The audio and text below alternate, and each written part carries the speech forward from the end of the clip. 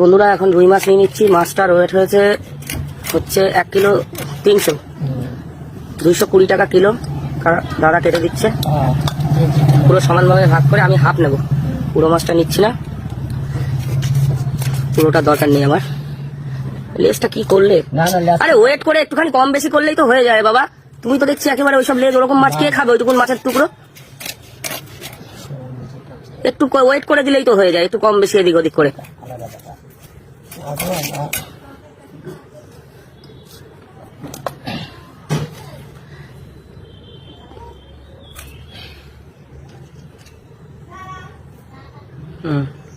ওই তেলটা আমাকে দিয়ে দেবে।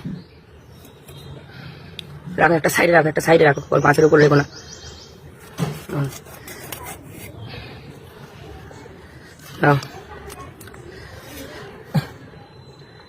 আচ্ছা, লেজা কি দিয়ে দেবো? লেজা দিয়ে দেবো।